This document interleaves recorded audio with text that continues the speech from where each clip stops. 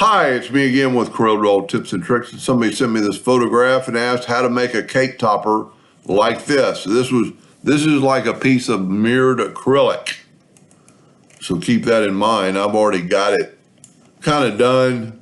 This is what it would look like. You need to play with these corners. I mean, they've got better corners than I do. But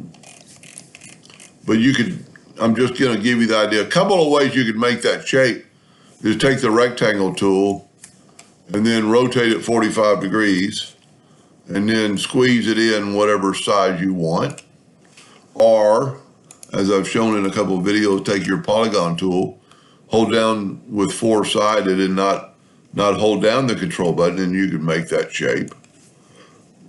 Regardless of which one you use, you could contour it, make that line, but I find it easier just to make that line thicker in like 4 points, and then go to object and convert that line to an object, and then left click, right click.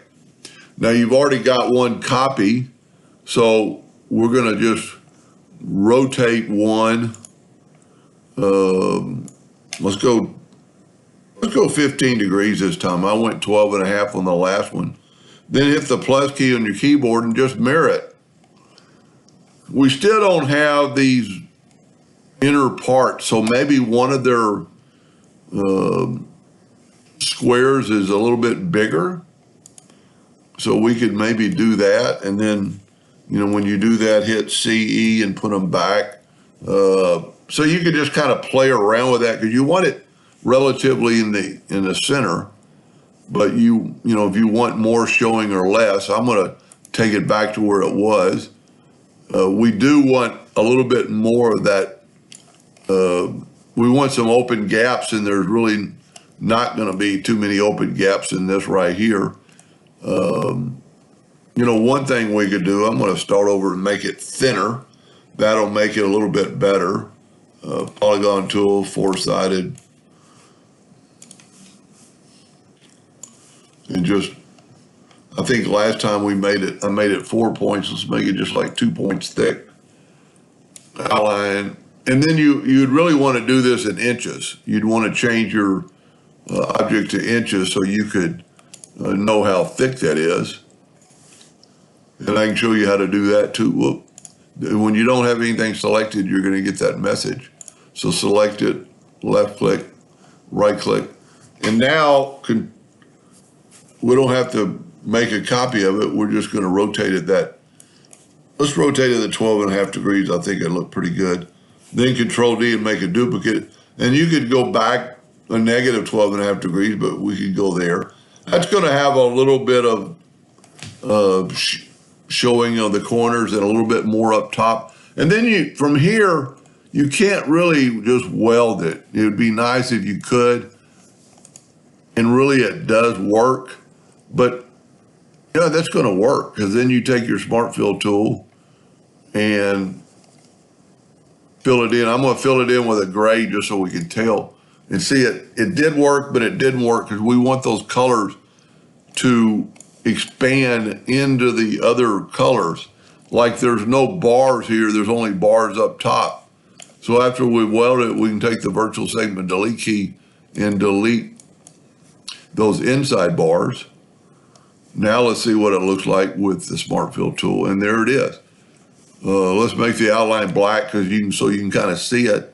Now, because that's filled, you can just take your, and like I said before, this is a piece of frosted or mirrored acrylic, so it's going to look totally different. And you can see I even filled that in, the B in.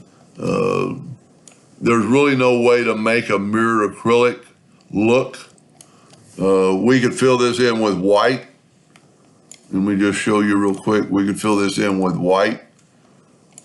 And then take a yellow box trick and fill it in with blue and go to object, order, back a page. And that's what it's going to look like. Of course, the center of the letters are going to be white. So that's what it's going to look like in a mirror effect. Now let's back up here and get it back to where we had it.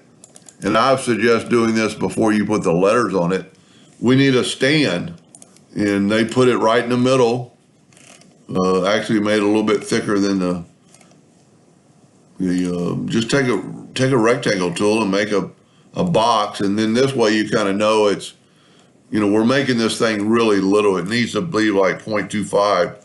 So this whole thing is out of proportion. This thing is, when I made it, it's real little. So that, you need to think about that when you're making it, to make it to the size that you want. Now it's 11 inches tall. So we can take our leg and make it right in here, just put it right in the middle, and you can get dead in the middle. One, you could use center of the page or CE.